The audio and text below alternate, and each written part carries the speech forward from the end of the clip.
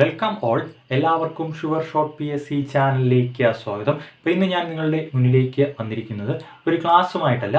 ഇന്ന് നമ്മൾ നോക്കാനായിട്ട് പോകുന്നത് ഇംഗ്ലീഷ് എന്താണെന്നാണ്. അപ്പോൾ ഇംഗ്ലീഷ് എങ്ങനെ പഠിക്കണം, അപ്പോൾ ഇംഗ്ലീഷിൻ്റെ സിലബസ് എന്താണ്, അല്ലെങ്കിൽ നമ്മൾ എവിടെ നിന്ന് പഠിച്ചു തുടങ്ങണം, അപ്പോൾ എങ്ങനെ പഠിച്ചാൽ നമുക്ക് നല്ല മാർക്കിലേക്ക് എത്തിച്ചേരാനായിട്ട് കഴിയും എന്നാണ് നമ്മൾ നോക്കാനായിട്ട് പോകുന്നത്. അപ്പോൾ ഇത് ബോർഡിൽ എഴുതിയിട്ടിരിക്കുന്നത് എന്താണ്, നമ്മുടെ ഡിഗ്രി പ്രിലിംസിൻ്റെയും അതുപോലെ +2 പ്രിലിംസിൻ്റെയൊക്കെ സിലബസ് ആണ് എഴുതിയിട്ടിരിക്കുന്നത്. അപ്പോൾ ഇത്രയുമാണ് നമുക്ക് ഫുള്ളായിട്ട് പഠിക്കാനായിട്ടുള്ളത്. ഓക്കെ ആണല്ലോ. ഇത് കണ്ട് ആരും പേടിക്കേണ്ട ആവശ്യമൊന്നുമില്ല. അപ്പോൾ ഇത്രയും നമുക്ക് പഠിച്ചു കഴിഞ്ഞാൽ ഈസി ആയിട്ട് നമുക്ക് എന്താണ് ഇംഗ്ലീഷിന് മാർക്ക് സ്കോർ ചെയ്യാനായിട്ട് കഴിയും. അപ്പോൾ നമുക്ക് എന്തുകൊണ്ടാണ് ഇംഗ്ലീഷിന് മാർക്ക് കുറയുന്നതെന്ന് വെച്ചാൽ, അപ്പോൾ നമ്മൾ എവിടെ നിന്നെങ്കിലും അല്ലെങ്കിൽ എന്തെങ്കിലുമൊക്കെ പഠിച്ചിട്ട് എന്ത് ചെയ്യും, പരീക്ഷയ്ക്ക് പോകും. ആ സമയത്ത് നമ്മൾ പഠിച്ച കാര്യമല്ല ഇതിൽ ചോദിക്കുന്നതെങ്കിൽ നമുക്ക് എന്ത് ചെയ്യും, ഉറപ്പായിട്ടും മാർക്ക് പോവുകയാണ് ചെയ്യുന്നത്. അപ്പോൾ എന്താണ് ഇതെന്ന് അറിഞ്ഞ് പഠിച്ചാൽ മാത്രമേ നമുക്ക് 15 മുകളിൽ മാർക്ക് സ്കോർ ചെയ്യാനായിട്ട് പറ്റൂ. ഇപ്പോൾ 15 മുകളിൽ മാർക്ക് സ്കോർ ചെയ്യാൻ നമ്മൾ എപ്പോഴും എന്ത് ചെയ്യണം, ശ്രമിക്കണം. എങ്കിൽ മാത്രമേ നമുക്ക് ഒരു ജോലി ഉറപ്പിക്കാനായിട്ട് പറ്റൂ. ഇപ്പോൾ ഇംഗ്ലീഷാണ് എപ്പോഴും എന്താണ് നമുക്ക് ജോലി കിട്ടുന്നതിൽ ഏറ്റവും മുഖ്യമെന്ന് പറയുന്നത്, ഏറ്റവും പ്രധാനമെന്ന് പറയുന്നത് ഇംഗ്ലീഷിൻ്റെ മാർക്ക് തന്നെയാണ്. ബാക്കി നമുക്ക് GK മാത്സ് നമുക്ക് ഏകദേശം ഒരു മാർക്കിൽ എത്തിച്ചേരാനായിട്ട് പറ്റും. പക്ഷെ അവിടെ വില്ലനായിട്ട് വരുന്നത് എപ്പോഴും നമുക്ക് എന്താണ്, ഇംഗ്ലീഷാണ്. അപ്പോൾ നമുക്ക് +2 പ്രിലിംസിൻ്റെ 2 എക്സാം എടുത്ത് നോക്കിക്കഴിഞ്ഞാലും അതിലെന്താണ്, ഇംഗ്ലീഷ് നല്ല പാടായിട്ടുള്ള ക്വസ്റ്റ്യൻസ് തന്നെ ആയിരുന്നു അല്ലേ. അപ്പോൾ ഒരു ഏകദേശം എടുത്ത് നോക്കിക്കഴിഞ്ഞാൽ ഒരു 10 മുതൽ 13 മാർക്ക് വരെയൊക്കെയാണ് നമുക്ക് ഏകദേശം എന്താണ് ഒരു ആവറേജ് സ്റ്റുഡൻറ്റിന് നേടാനായിട്ട് കഴിയുന്ന മാർക്ക് എന്ന് പറയുന്നത്. അപ്പോൾ അതിന് മുകളിലേക്ക് നമുക്ക് എങ്ങനെ മാർക്ക് സ്കോർ ചെയ്യാം, അപ്പോൾ അത് എങ്ങനെ പഠിച്ചാലേ നമുക്ക് മാർക്ക് സ്കോർ ചെയ്യാൻ പറ്റൂ. അപ്പോൾ നമുക്ക് പലതും പഠിക്കാനായിട്ട് പറ്റും. അപ്പോൾ പലതും നമുക്ക് ട്രിക്കിലൂടെ പഠിക്കാനായിട്ട് പറ്റും, ഇപ്പോൾ ട്രിക്സിലൂടെ പഠിക്കാനായിട്ട് പറ്റും. അപ്പോൾ അതെന്ന് പറയുന്നത് വളരെ കുറച്ച് മാത്രമാണ്. അപ്പോൾ ബാക്കി കാര്യങ്ങളെല്ലാം നമുക്ക് ബേസ് അറിഞ്ഞ് എടുത്താൽ മാത്രമേ, ബേസിലൂടെ പോയാൽ മാത്രമേ ബാക്കി കാര്യങ്ങളെല്ലാം നമുക്ക് നല്ല രീതിയിൽ പഠിച്ചെടുക്കാനായിട്ട് പറ്റൂ. അപ്പോൾ അത് എങ്ങനെ പഠിക്കാമെന്ന് നമുക്ക് നോക്കാം. ആദ്യം ഈ സിലബസ് ഒന്ന് നമ്മൾ വ്യക്തമായിട്ട് എന്ത് ചെയ്യണം, അറിഞ്ഞിരിക്കണം. ആദ്യം ഈ സിലബസ് അറിഞ്ഞാൽ മാത്രമേ ഇപ്പോൾ എന്ത് പഠിക്കണം, അല്ലെങ്കിൽ എവിടെ പഠിക്കണം, അല്ലെങ്കിൽ ഏത് രീതിയിൽ പഠിക്കണമെന്ന് നമുക്ക് മനസ്സിലാക്കാനായിട്ട് പറ്റും. ഓക്കെ ആണല്ലോ. അപ്പോൾ സിലബസ് നമ്മൾ കറക്റ്റായിട്ട് അറിഞ്ഞിരിക്കുകയാണ്. നമ്മൾ നേരത്തെ പറഞ്ഞതുപോലെ എന്താണ്, ഇപ്പോൾ 10 മുതൽ 13 മാർക്ക് വരെ നേടാനല്ല നമ്മൾ പഠിക്കുന്നത്, അതിൽ കൂടുതൽ നേടിയാൽ മാത്രമേ നമുക്ക് ജോലിയിലേക്ക് എത്തിച്ചേരാൻ പറ്റൂ. ഇപ്പോൾ ഏകദേശം 15 മുകളിൽ നമുക്ക് മാർക്ക് സ്കോർ ചെയ്യാനായിട്ട് കഴിയണം. അപ്പോൾ അതിന് നമ്മൾ നന്നായിട്ട് ഇത് പഠിച്ചേ പറ്റും, നല്ല ഹാർഡ് വർക്ക് ചെയ്ത് പറ്റും. നമ്മൾ പ്രീവിയസ് ക്വസ്റ്റ്യൻ ചെയ്ത് തന്നെ നോക്കണം. അപ്പോൾ നമുക്ക് ഈ വൊക്കാബുലറിയിലാണ് നമുക്ക് മാർക്ക് സ്കോർ ചെയ്യാനായിട്ട് പറ്റുന്നത്, നമുക്ക് ടിപ്സിലൂടെയും ട്രിക്സിലൂടെയൊക്കെ പഠിച്ചെടുക്കാനായിട്ട് പറ്റുന്നത്. ഇപ്പോൾ ഗ്രാമർ പാർട്ടിൽ അധികം നമുക്ക് എന്താണ് അങ്ങനെ പഠിച്ചെടുക്കാനായിട്ട് കഴിയുന്നതല്ല. ഇപ്പോൾ കൂടുതൽ എന്താണ്, നമുക്ക് ബേസ് അറിയാമെങ്കിൽ മാത്രമേ ഗ്രാമർ പാർട്ടിൽ നമുക്ക് നല്ല മാർക്കിലേക്ക് എത്തിച്ചേരാനായിട്ട് പറ്റൂ. അപ്പോൾ അതെങ്ങനെയാണെന്ന് നോക്കാം. അപ്പോൾ നമുക്ക് കറക്റ്റായിട്ട് എന്താണ് സിലബസ് എന്താണെന്ന്, ഇംഗ്ലീഷ് എന്താണെന്ന് അറിയുക, ആഴത്തിൽ അറിയുക, എന്നിട്ട് എന്ത് ചെയ്യുക, പഠിച്ചു പോവുക. അപ്പോൾ നമുക്ക് നോക്കാം. ആദ്യം രണ്ട് പാർട്ടാണ് ഇത് തന്നിരിക്കുന്നത്, A പാർട്ടായിട്ടും B പാർട്ടായിട്ടും. A പാർട്ടിൽ തന്നിരിക്കുന്നത് ഇംഗ്ലീഷ് ഗ്രാമറാണ്, മുഴുവൻ എന്താണ് ഗ്രാമർ പാർട്ടാണ് തന്നിരിക്കുന്നത്. B പാർട്ടിൽ തന്നിരിക്കുന്നത് എന്താണ്, B പാർട്ടിൽ തന്നിരിക്കുന്നതെന്ന് വെച്ചാൽ നമ്മുടെ വൊക്കാബുലറിയാണ്, എന്താണ് വൊക്കാബുലറി പാർട്ടാണ് തന്നിരിക്കുന്നത്. ഓക്കെ ആണല്ലോ. അപ്പോൾ നമുക്ക് ആദ്യം A പാർട്ട് എന്താണെന്ന് പരിശോധിച്ച് നോക്കാം. അപ്പോൾ ആദ്യം നോക്കുക ടൈപ്സ് ഓഫ് സെൻറ്റൻസ്. ഇപ്പോൾ ടൈപ്സ് ഓഫ് സെൻറ്റൻസ്, ഇപ്പോൾ സെൻറ്റൻസുകൾ 4ആയി തിരിക്കാമെന്നൊക്കെ നമ്മൾ പഠിച്ചിട്ടുണ്ട്. ഇപ്പോൾ സെൻറ്റൻസുകൾ ആ ടൈപ്സ് ഓഫ് സെൻറ്റൻസ് ആണ്. സെൻറ്റൻസ് പർപ്പസ്, ഇപ്പോൾ സെൻറ്റൻസ് അതിൻ്റെ ഫംഗ്ഷൻ അല്ലെങ്കിൽ പർപ്പസിൻ്റെ അടിസ്ഥാനത്തിൽ 4ആയിട്ട് തിരിക്കാം. അതുപോലെ സെൻറ്റൻസ് അതിൻ്റെ സ്ട്രക്ചർ, അതിൻ്റെ സ്ട്രക്ചറിൻ്റെ അടിസ്ഥാനത്തിൽ 4ആയിട്ട് തിരിക്കാം. അതാണ് നമുക്ക് ആദ്യം പഠിക്കാനുള്ളത്. അപ്പോൾ നമ്മൾ പഠിച്ചിട്ടുള്ളതാണ് മുമ്പത്തെ ക്ലാസ്സിൽ. ഫംഗ്ഷൻ്റെ അടിസ്ഥാനത്തിൽ 4ആയിട്ട് തിരിക്കാം. ഏതൊക്കെയാണ് നമ്മൾ പഠിച്ചിട്ടുണ്ട്, അസർട്ടീവ് സെൻറ്റൻസ്, അതുപോലെ എന്താണ് ഇൻറ്ററോഗേറ്റീവ് സെൻറ്റൻസ്, അതുപോലെ ഇംപെരേറ്റീവ് സെൻറ്റൻസ്, അതുപോലെ എക്സ്ക്ലമേറ്ററി സെൻറ്റൻസ്. ഇനി സ്ട്രക്ചറിൻ്റെ അടിസ്ഥാനത്തിൽ എങ്ങനെയൊക്കെ തിരിക്കാം, ഇപ്പോൾ സിമ്പിൾ സെൻറ്റൻസ്, അതുപോലെ കോമ്പൗണ്ട് സെൻറ്റൻസ്, അതുപോലെ കോംപ്ലക്സ് സെൻറ്റൻസ്, അതുപോലെ കോമ്പൗണ്ട് കോംപ്ലക്സ് സെൻറ്റൻസ്. ഓക്കെ ആണല്ലോ. അങ്ങനെ സ്ട്രക്ചറിൻ്റെ അടിസ്ഥാനത്തിൽ 4ആയിട്ട് തിരിക്കാനും പറ്റും. ഇനി ഇൻ്റർചേഞ്ച് ഓഫ് സെൻറ്റൻസ്, ഈ സെൻറ്റൻസുകളെ പരസ്പരം എന്ത് ചെയ്യണം, ഇൻ്റർചേഞ്ച് ചെയ്യണം. ഇപ്പോൾ സിമ്പിൾ സെൻറ്റൻസിനെ എന്താണ് കോമ്പൗണ്ട് സെൻറ്റൻസിലേക്ക് മാറ്റണം, കോമ്പൗണ്ട് സെൻറ്റൻസിനെ എന്താണ് കോംപ്ലക്സ് സെൻറ്റൻസിലേക്ക് മാറ്റണം, അതുപോലെ കോമ്പൗണ്ട് സെൻറ്റൻസിനെ അതുപോലെ എന്താണ് കോമ്പൗണ്ട് കോംപ്ലക്സ് സെൻറ്റൻസിലേക്ക് മാറ്റണം. അപ്പം ഇങ്ങനെയൊക്കെയാണ് നമുക്ക് ആദ്യത്തെ ടോപ്പിക്ക് പഠിച്ചെടുക്കേണ്ടത്. ഓക്കെ ആണല്ലോ. ഫസ്റ്റ് ടോപ്പിക്ക് മനസ്സിലായി. ഇനി സെക്കൻഡിലേക്ക് പോയി കഴിഞ്ഞാൽ ഡിഫറൻറ്റ് പാർട്സ് ഓഫ് സ്പീച്ച്. ഇപ്പോൾ ഒരു സെൻറ്റൻസിൽ എന്തൊക്കെയാണ് പ്രധാനമായിട്ടും ഉള്ളത്, അപ്പോൾ അതിൽ ഏതൊക്കെയാണ് പാർട്സ്. ഇപ്പോൾ 8 പ്രധാനമായിട്ടുള്ള പാർട്സ് ഓഫ് സ്പീച്ചുകളാണ് നമുക്ക് പഠിക്കാനുള്ളത്. അത് ബേസിക് കാര്യങ്ങൾ തന്നെയാണ്. ഇപ്പോൾ ഏതൊക്കെയാണ്, ഇപ്പോൾ നൗൺ എന്താണെന്ന് പഠിക്കണം, ഇപ്പോൾ വെർബ് എന്താണെന്ന് പഠിക്കണം, അതുപോലെ എന്താണ് ആഡ്വർബ് എന്താണെന്ന് പഠിക്കണം, അഡ്ജക്റ്റീവ് എന്താണെന്ന് പഠിക്കണം, അതുപോലെ ഇന്റർജങ്ഷൻ, അതുപോലെ കൺജങ്ഷൻ എന്താണെന്ന് പഠിക്കണം, അതുപോലെ പ്രിപ്പോസിഷൻ എന്താണെന്ന് പഠിക്കണം. അപ്പം ഇങ്ങനെയുള്ള കാര്യങ്ങളൊക്കെയാണെന്ന് പറയുന്നത് പാർട്സ് ഓഫ് സ്പീച്ച് എന്ന് പറയുന്നത് എളുപ്പത്തിൽ നമുക്ക് പഠിച്ചെടുക്കാനായിട്ട് കഴിയും. ഇതെല്ലാം എന്താണെന്ന് പഠിച്ച് പോകാനായിട്ട് പറ്റും. ഓക്കെ ആണല്ലോ. ഇനി agreement of verb and subject. ഇപ്പോൾ വെർബും സബ്ജക്റ്റും തമ്മിലുള്ള എഗ്രിമെന്റ് എന്ന് വെച്ചാൽ എന്താണ്, കോൺകോഡ് തന്നെയാണ് ഇവിടെ ഉദ്ദേശിക്കുന്നത്. ഇപ്പോൾ സബ്ജക്റ്റിനനുസരിച്ച് വെർബ് വരണം അല്ലേ.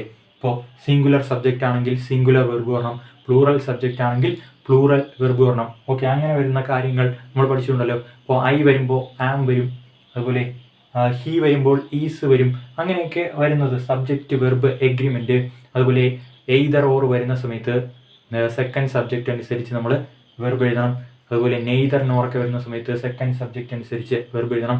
അതുപോലെ ആസ് വെൽ ആസ് വരുന്ന സമയത്ത് ഫസ്റ്റ് സബ്ജക്റ്റ് അനുസരിച്ച് വെർബ് എഴുതണം. അപ്പം അങ്ങനെയൊക്കെ വരുന്നതാണെന്ന് പറയുന്നത് കോൺകോഡ് അല്ലെങ്കിൽ സബ്ജക്റ്റ് വെർബ് എഗ്രിമെന്റ് എന്ന് പറയുന്നത്. ഓക്കെ ആണല്ലോ.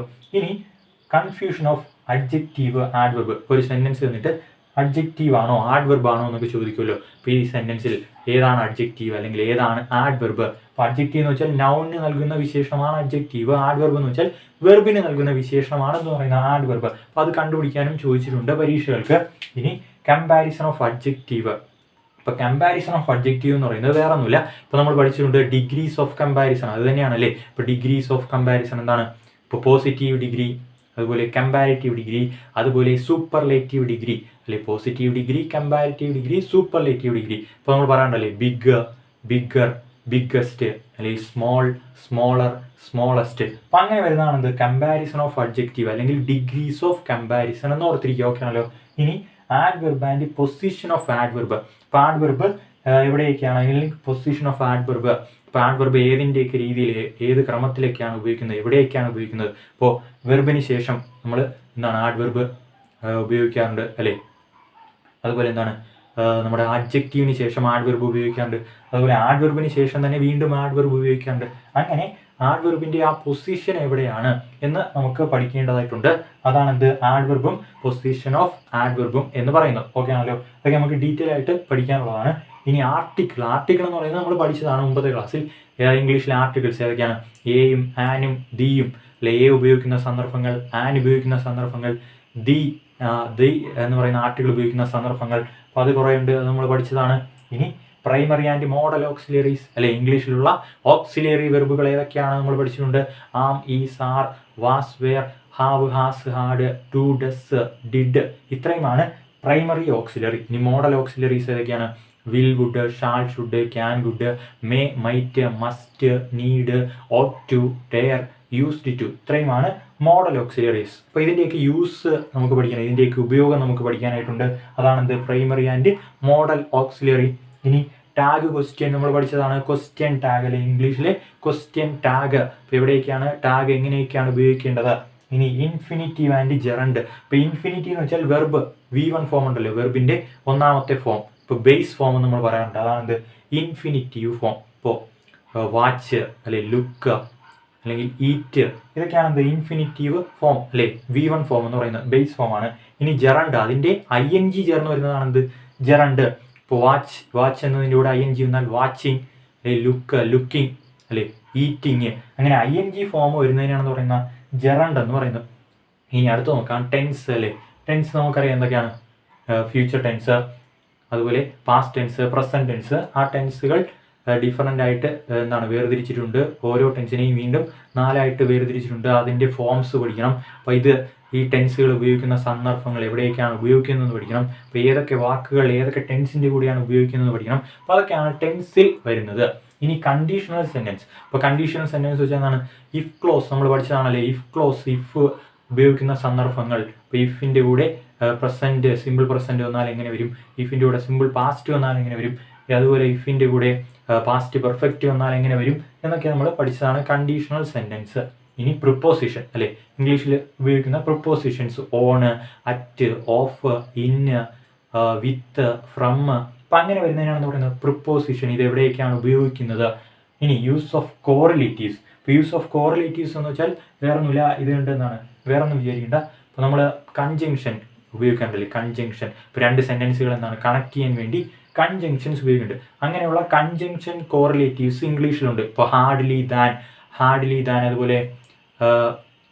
അതുപോലെ നെയ്തർ നോർ, അതുപോലെ എയ്തർ ഓർ, അതുപോലെ സൂണർ ദാൻ, അതുപോലെ ആസ് വെൽ ആസ്. അപ്പോൾ ഇങ്ങനെയൊക്കെ വരുന്നതിനാണെന്ന് പറയുന്നത് യൂസ് ഓഫ് കോറിലേറ്റീവ്സ് അല്ലെങ്കിൽ കൺജങ്ഷൻ കോറിലേറ്റീവ് നമ്മൾ പറയുന്നുണ്ട്. അപ്പോൾ ഹാർഡ്ലി വരുമ്പോൾ ദാൻ ഉപയോഗിക്കണം, ഇപ്പോൾ നെയ്തർ നോർ ഉപയോഗിക്കണം, എയ്തർ ഓർ ഉപയോഗിക്കണം. അപ്പോൾ അങ്ങനെ വരുന്നതാണ് കൺജങ്ഷൻ കോറിലേറ്റീവ് എന്ന് പറയുന്നത്. ഇനി റിപ്പോർട്ടഡ് സ്പീച്ച് അല്ലേ, ഒരു സെൻറ്റൻസ് വരും, അതിനെന്ത് ചെയ്യുക, റിപ്പോർട്ട് ചെയ്യുക. അപ്പോൾ റിപ്പോർട്ടഡ് സ്പീച്ച് നമ്മൾ പഠിച്ചിട്ടുള്ളതാണ്.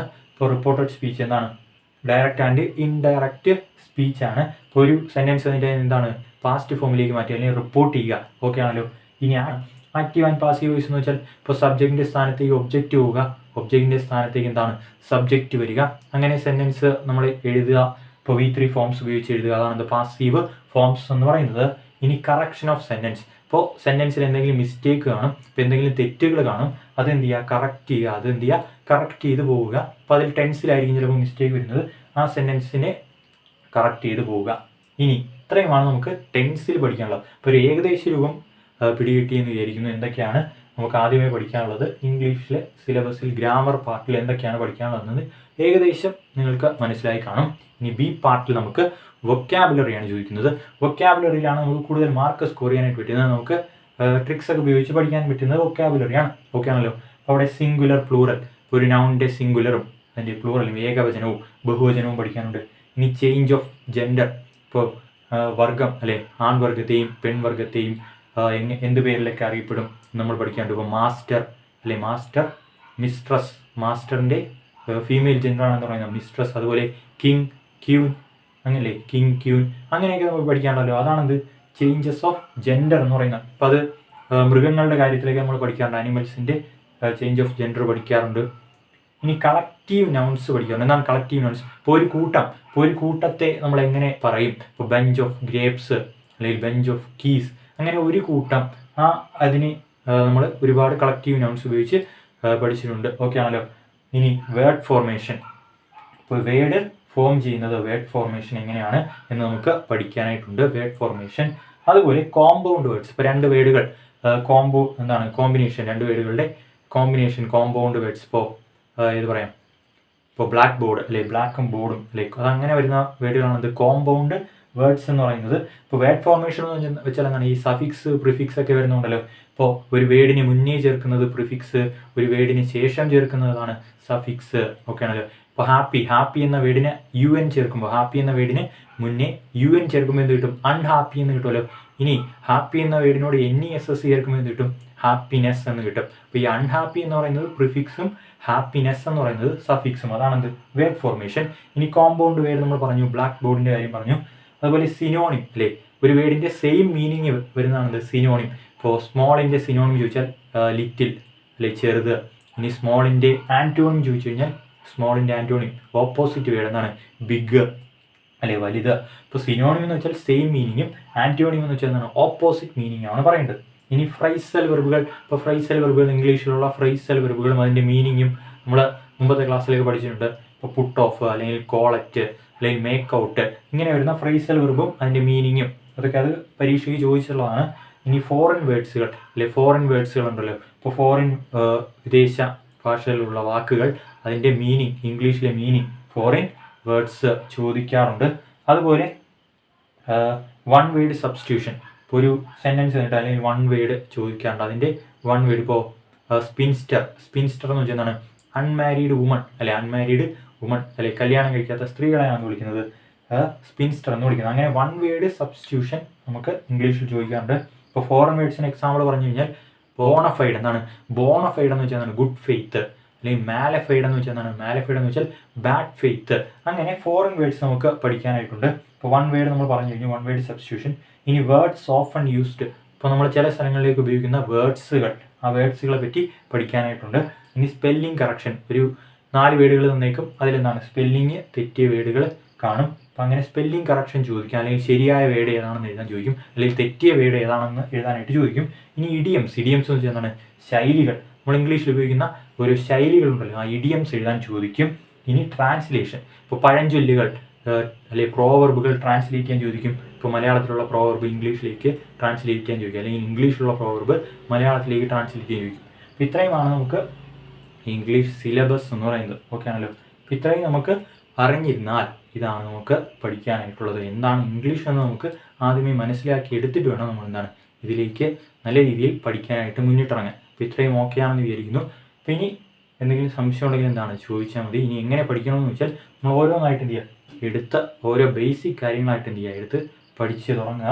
ഇപ്പോൾ എന്താണ് സെൻറ്റൻസ്, ഇനി ഇൻ്റർചേഞ്ച് ഓഫ് സെൻറ്റൻസ് എങ്ങനെ ചെയ്യാം, അതുപോലെ പാർട്സ് ഓഫ് സ്പീച്ച് എന്താണ്, വെർബ് എന്താണ്, നൗൺ എന്താണ്, അതൊക്കെ പഠിക്കുക. ഇനി agreement of verb and subject, ഇപ്പോൾ ഓരോ സബ്ജക്റ്റ് വരുന്നതിനനുസരിച്ച് വെർബ് എങ്ങനെ മാറും എന്ന് പഠിക്കുക.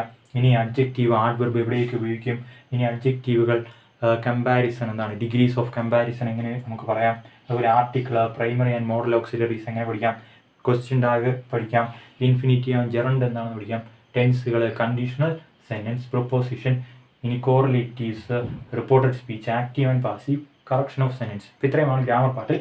ഇനി വൊക്കാബുലറി പാർട്ട് നമ്മൾ പറഞ്ഞു കഴിഞ്ഞു. അപ്പോൾ ഇത്രയും പഠിച്ചു കഴിഞ്ഞാൽ നമുക്ക് ഇംഗ്ലീഷിൽ നല്ല മാർക്ക് സ്കോർ ചെയ്യാനായിട്ട് പറ്റും. അപ്പോൾ 15-ൽ കൂടുതൽ മാർക്കിലേക്ക് നമുക്ക് എത്താനായിട്ട് പറ്റും. അപ്പോൾ നമ്മൾ പലപ്പോഴും ചെയ്യുന്നത്, നമ്മൾ ഏതെങ്കിലും ടോപ്പിക്സ് എവിടെ നിന്നെങ്കിലുമൊക്കെ പഠിച്ചിട്ടാണ് പരീക്ഷയ്ക്ക് പോകുന്നത്. അപ്പോൾ ക്വസ്റ്റ്യൻ വരുന്ന സമയത്ത് നമ്മൾ സ്വാഭാവികമായിട്ടും ആ ക്വസ്റ്റ്യനൊന്നും കിട്ടാതെ വരും. അപ്പോഴാണ് നമ്മൾ കൂടുതൽ ടെൻഷൻ അടിക്കുന്നത്, ഇംഗ്ലീഷ് വലിയ പാടാണ്, അല്ലെങ്കിൽ എനിക്ക് എന്നെക്കൊണ്ട് പഠിച്ചെടുക്കാൻ പറ്റില്ല എന്നൊരു രീതിയിലേക്ക് നമ്മൾ വരും. അപ്പോൾ ഇതൊക്കെ പഠിച്ചാൽ മാത്രമേ നമുക്ക് ഉറപ്പായിട്ടും 15 മാർക്കിൽ മുന്നിലേക്ക് എത്താനായിട്ട് പറ്റും. ഇപ്പോൾ നമ്മൾ സാധാരണ ഒരു എക്സാം എഴുതി നോക്കിക്കഴിഞ്ഞാൽ ഇപ്പോൾ 50 മാർക്കിലേക്ക് എത്താൻ നമുക്ക് അധികം സമയമൊന്നും വേണ്ട. പക്ഷെ 60 മാർക്കിലേക്ക് കയറാൻ കുറച്ച് പാടാണ്, അല്ലെങ്കിൽ 60 മാർക്കിലേക്ക് കയറാൻ കുറച്ച് സമയമെടുക്കും. ഇനി 70ലേക്ക് എത്താൻ അതിനേക്കാൾ സമയമെടുക്കും. ഇനി 70 കഴിഞ്ഞ് ഓരോ മാർക്കും എത്തുന്നതിന്, 70ൽ മുന്നിലേക്ക് പോകുന്നതിന്, 71, 72 അങ്ങനെ പോകുന്നതിന് നമ്മൾ നല്ല വർക്ക് ചെയ്ത് പറ്റൂ. അതുപോലെ ഇംഗ്ലീഷ് നല്ല വർക്ക് ചെയ്താൽ മാത്രമേ നമുക്ക് നല്ല മാർക്ക് സ്കോർ ചെയ്യാനായിട്ട് പറ്റൂ. അപ്പോൾ ഇതാണ് ഇംഗ്ലീഷിൻ്റെ കേസിൽ പറയാനായിട്ടുള്ളത്. അപ്പോൾ ഇതുപോലെ നമുക്ക് സിലബസ് അനുസരിച്ച് ക്ലാസ്സുകൾ നൽകാം. നിങ്ങൾ പറയുകയാണെങ്കിൽ സിലബസ് അനുസരിച്ചുള്ള ക്ലാസ്സുകൾ നമുക്ക് നൽകാം. ഇതിൽ തന്നിരിക്കുന്നതിൽ ചില ക്ലാസ്സുകളൊക്കെ നമ്മൾ എടുത്തിട്ടുണ്ട്. വൊക്കാബുലറിയിലായാലും ഗ്രാമർ പാർട്ടിലായാലും ചില ക്ലാസ്സുകളെല്ലാം നമ്മൾ എടുത്തിട്ടുണ്ട്. അത് നോക്കി എന്ത് ചെയ്യുക, പഠിക്കാം. ഇനിയും ക്ലാസ്സുകൾ വേണമെങ്കിൽ എന്ത് ചെയ്യുക, പറയുക. നമുക്ക് എന്താണ് സിലബസ് അനുസരിച്ച് തന്നെ എന്ത് ചെയ്യുക, മുന്നോട്ട് പോകാം. അപ്പോൾ താങ്ക് യു ഫോർ വാച്ചിങ്.